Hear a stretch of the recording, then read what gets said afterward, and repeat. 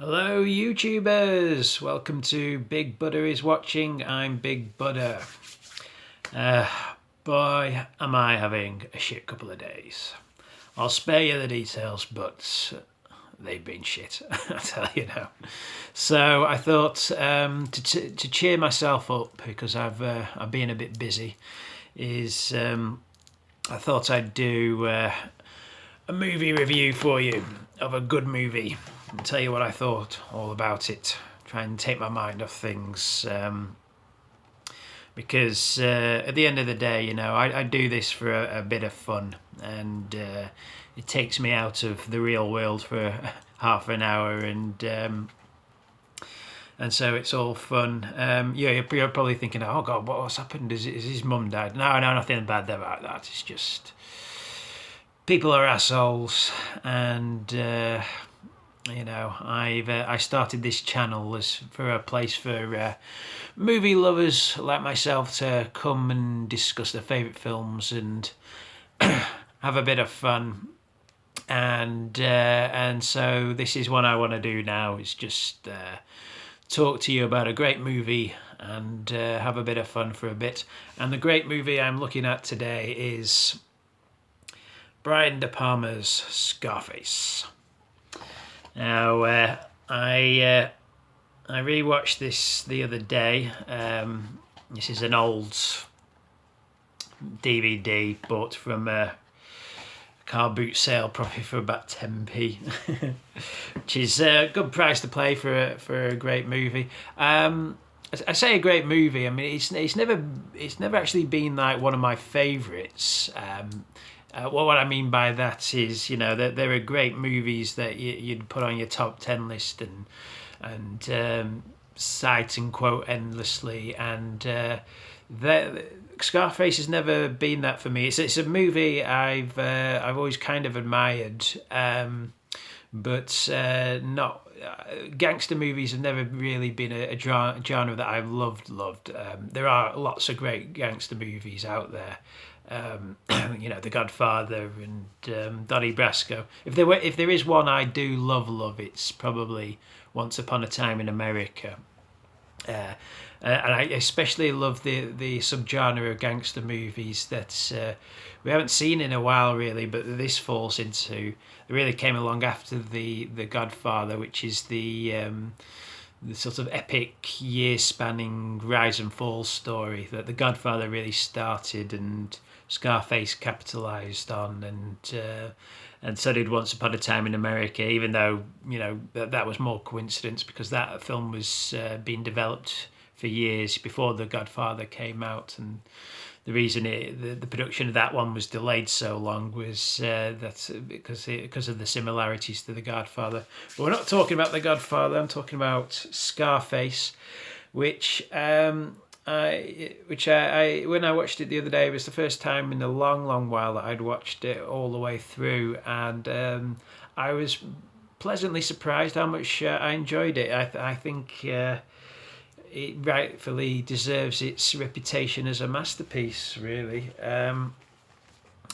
It's because it was dismissed, funnily enough, by a lot of critics on initial release. It is very, like a lot of films actually that I review on here. They were kind of misunderstood slightly, or dismissed on general release, and their reputation has really grown over time. I don't know if that really happens a lot now. I think people, at least with the sort of modern day, the ones nowadays that people are citing as classics, I think people tend to make up their mind straight away, and films get critically lauded straight away, and that's the sort of the opinion that sticks now. I guess because maybe it's something to do with the fact that a lot of stuff isn't really rewatched now, because there's so many movies and TV shows being made now that everything kind of gets one shot in a way, and if it doesn't grab you straight away, it's kind of consigned to the doldrums of history. But films like Scarface have been watched and rewatched over the years since 1983 when it initially came out, and its reputation grows because it stands repeated viewing because there's multi layers to the themes and the narrative. I kind of can see in a way why it was maligned on release, although it does baffle me because it is there is a great screenplay in here by Oliver Stone, who it's a classic rise and fall story. You follow Tony Montana, literally as he's getting off the boat from Puerto Rico, and you sort of see his rise through the ranks from being a low level hood to kingpin to king of the world, and then his shut up, and then his eventual decline in the end. The film is based on a 1932 movie starring Paul Mooney, I think, called Scarface, The Shame of a Nation, which was actually a thinly veiled biopic of Al Capone. It was sort of the Al Capone story in name only. Al Capone wasn't Puerto Rican, of course. He was Italian American. But the real Capone in real life did actually have scars on his face, sort of slash marks across the cheek and chin. And or was it that side? Who knows? Well, spend 2 minutes googling it, you'll know. So the original Tony Montana was. I'm not sure if he's called Tony Montana in the original, but the original character was based in Everything But Name Only on Al Capone, and it was really the Al Capone story. But I guess for legal reasons, or they couldn't call it the Al Capone story. So Scarface, which was Capone's nickname, is what it became. This is a remake in fictionalized story only. This isn't about a 30s gangster. This is very much an 80s set story about, and I guess it was, Puerto Rican and Hispanic immigration was big news in America in 1983. So that's really how it got incorporated into this story. And of course, cocaine was just emerging as the number one drug in the States in the 80s, thanks to the rise of Escobar and it coming over from Colombia into Miami, which is where the story's set. So the film was very topical at the time. I say it's. I think one of the reasons that the film was criticised a little on its initial release, and why it's kind of stood the test of time is maybe down to the film's aesthetic. It does have a very deep down, grungy, dirty look to the film. Entirely in keeping with the characters. He's a deep down, dirty, grungy character, and there's kind of an almost nasty edge to the film, which I mean I can imagine like critics at the time wanted to regale against that, because maybe it looked like the cinema was just getting a bit nasty, a bit horrid at the time, and they wanted to regale against this, which is why they regaled against the film, and it kind of worked. I think in 90s movies felt a lot cleaner. I think the the dirty look of a lot of 80s movies now became. It became antiquated, and now it looks of its era, which is why it really you know, the consensus of opinion was a lot more favourable over the years because it wasn't a decline, it wasn't a sort of indicative of the way that cinema was heading, the dirty look of films, and because it looks of its time, it's hailed much more widely as a classic now. But you know, I can understand maybe a little bit of the criticism at the time, but I mean, you know, even critics at the time couldn't deny that this film was a great story, well told, great screenplay by Oliver Stone. I mean, Oliver Stone is a great writer. He has writing credits on most of his directorial efforts, but I mean, he did two screenplays in the early 80s that really brought him to prominence. Just prior to his, you know, him making Salvador and Platoon and really breaking through as one of the greatest directors of the 80s and 90s.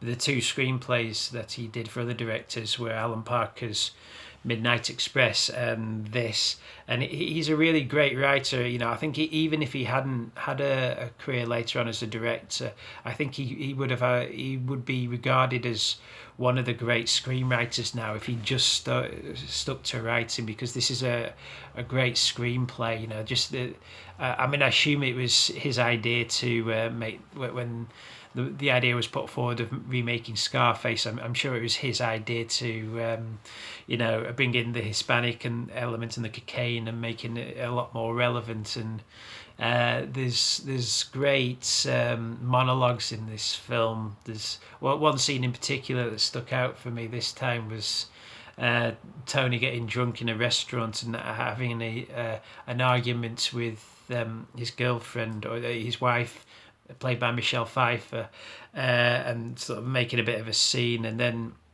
when he's asked to leave at the end and sort of the high society's all looking on him, and he realises, you know, he may have all the wealth in the world, but he'll never be high society the way he wants to be, and then he starts drunkenly regaling everyone in the restaurants, and what are you looking at? You all want to be me. You just don't. You just are too afraid to be me. You know. I'm mangling the lines, but there's great lines by Stone that he gives to Pacino in this film. And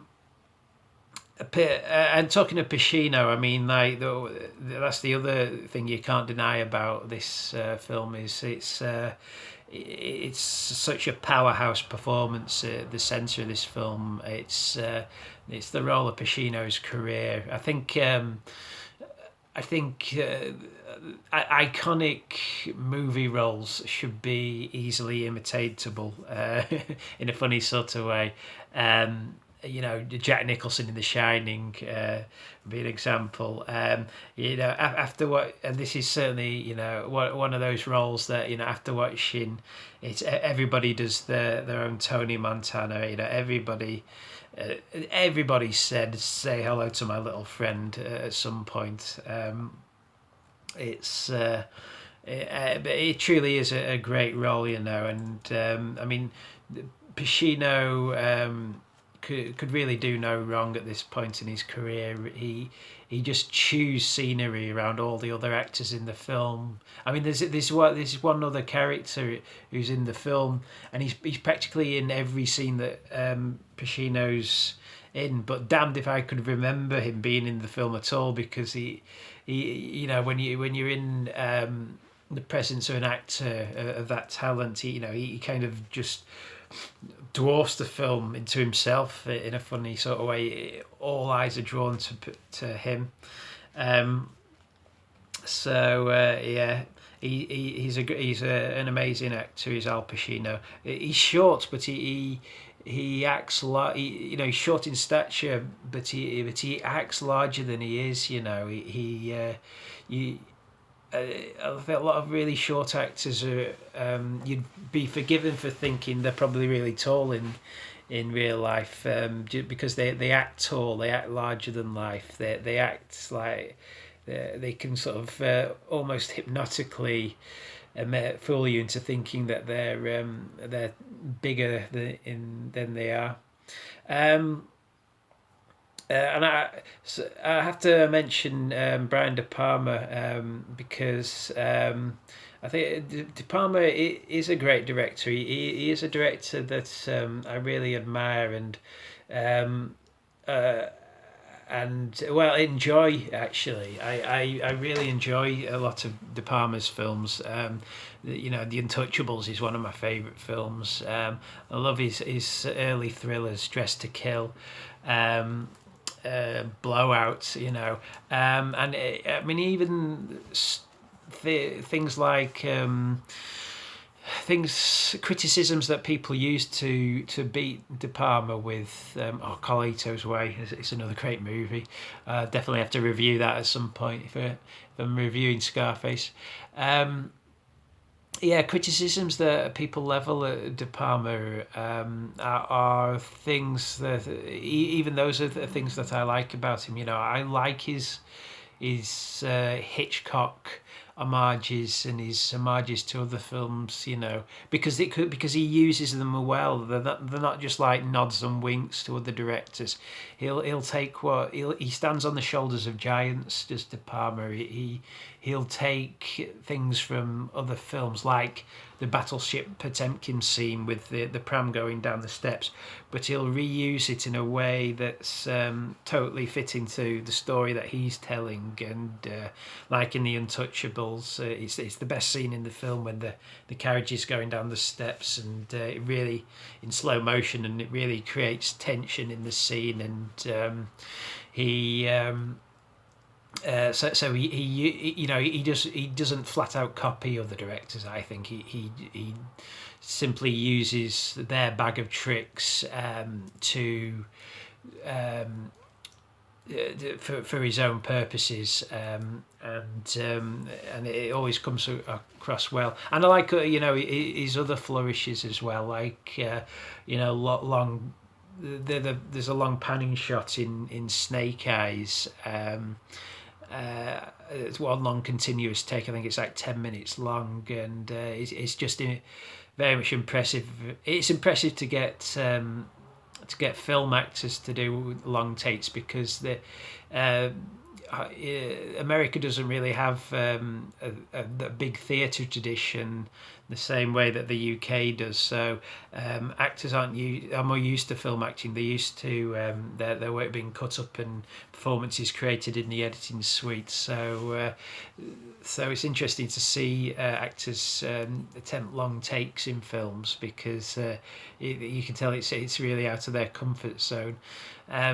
So I'm going off on De Palma as a whole, but you know he is a filmmaker I really like. He inspired Tarantino in a lot of respects. You know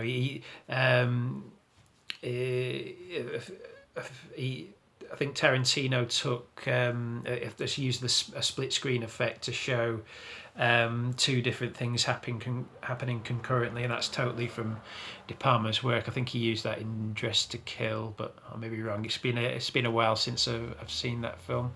If there's one thing, the one criticism of his that's I think maybe justified, but it's a criticism actually of a lot of male directors, is he seems slightly unsure of himself when it comes to female characters. And I think Mark Cousins said that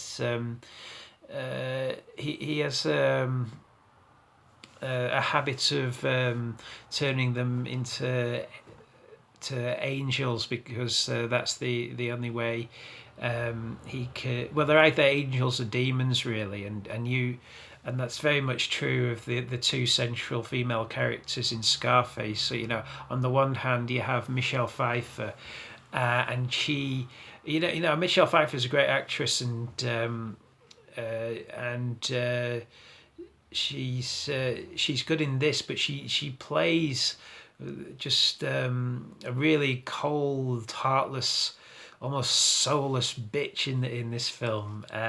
She's totally money obsessed, and is and is coke-addled as well, and she would probably freely admit that she's only with Tony for the money. You can see there's no love there.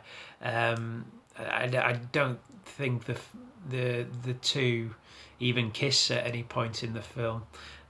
So yeah, you have her on one hand, but on the other hand you have Mary Elizabeth Mastrantonio, who she's another actress I need to put forward my apologies for, because in my Abyss review I said, oh, she's best known for this and for The Abyss and Robin Hood, Prince of Thieves, and of course any film fan worth his salt will know that she's also best known for playing Tony Montana's sister in this, but she's very much the angelic side of De Palma's depictions of women, and she's sort of the beautiful centerpiece of the film that Tony ends up destroying through greed and avarice and believing he can have everything, and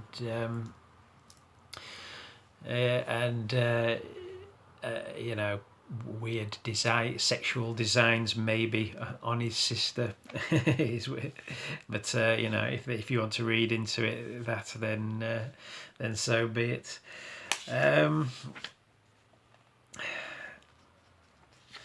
Every film from the 80s, I think, is a kind of satire on Reagan era America in a funny sort of way. It's funny how much business sort of crops up in 80s movies, big sort of yuppie culture. If you look at RoboCop, it's there. If you look at Die Hard, it's there. And even you can make an argument about films like A Nightmare on Elm Street and the aspirational suburban life, but Scarface is no exception. Scarface is very much a Reagan era film. A pretty much an aspirational story, but one where the sky's the limit, and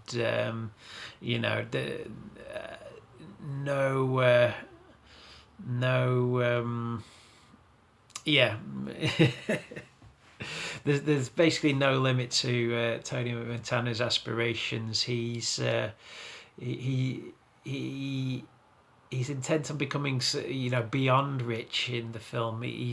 He sort of becomes almost American royalty towards the end, or a sort of Roman emperor figure almost. When you see Pacino in his bath in his big jacuzzi, it almost looks like he should have slaves feeding him grapes.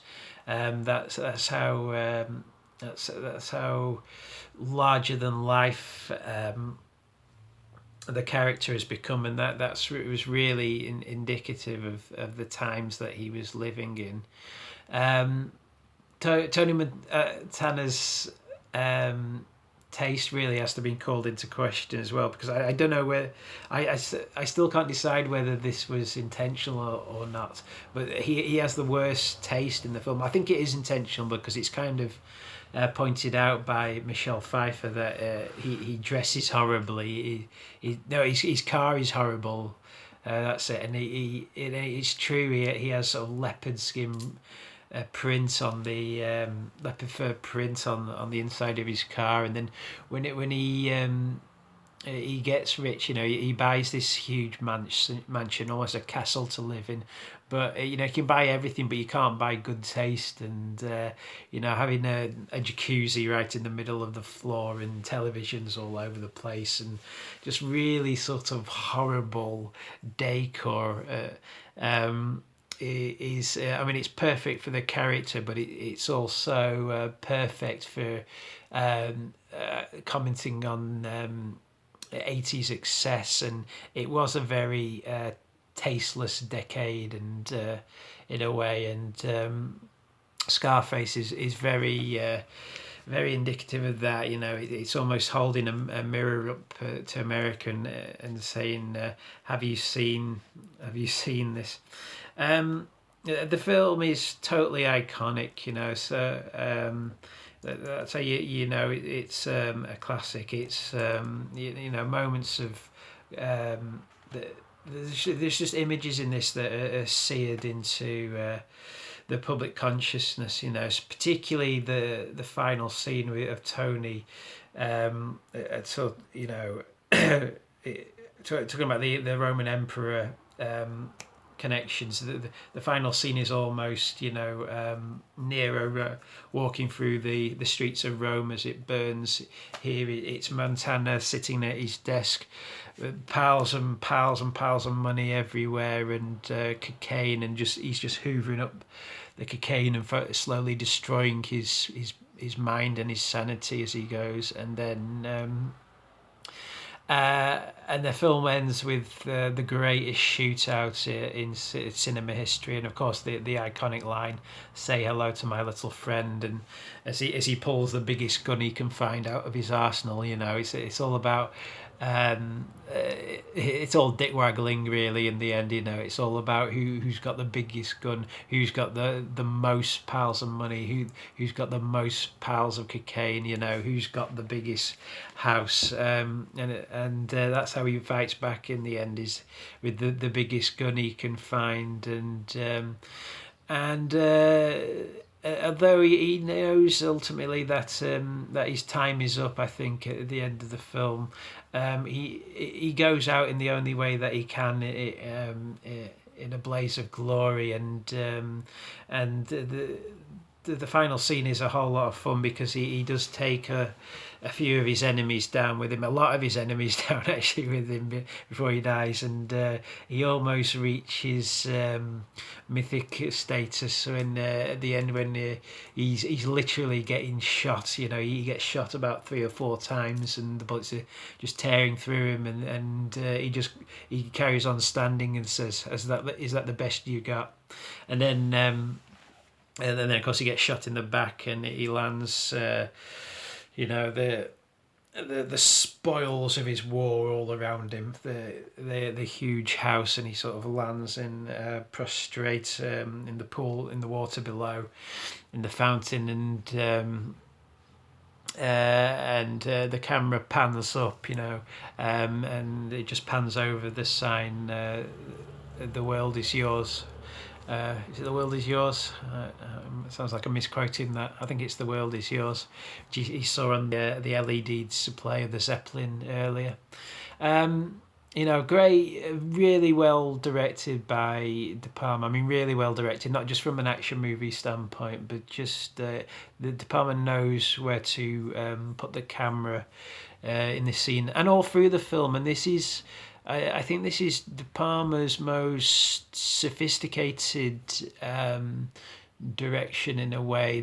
I'm failing to think of any point in this where he is ripping off Hitchcock or any other film. He's it's very, or even putting in any of his usual flourishes in, like the split screen or the long takes, or these sort of clever directorial efforts that really draw attention to himself. This is, De Palma is most restrained in a funny sort of way. It's he's just focusing on telling the story, and not trying to show the world that he's a talent to be reckoned with. So and I think that's why, one of the reasons that this is hailed as one of his best films, because he's so restrained there.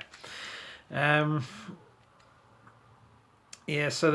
film's a classic rise and fall story. You know, it's one of those stories that you can't really go wrong with, because there's certain beats that you have to hit, and this film hits them all with panache along the way. Yeah, it's a classic. That's I'm going to leave it there. That's all I'm going to say on Scarface. It's a film I'll admit I've been unsure about slightly over the years, because the gritty look of it, and the grungy nature of it. I thought, now is it flawed? But watching it this time around, I came to the conclusion, no, I think this has stood the test of time, really, really well, and it deserves its classic, iconic status. Great performance by Pacino, great screenplay by Oliver Stone, and really well done direction by De Palma. So if you haven't seen it, check it out. It's a really, really great film. So that's all from me. And until next time, this is me, Big Buddha, signing off, and I shall see you all out there in YouTube land.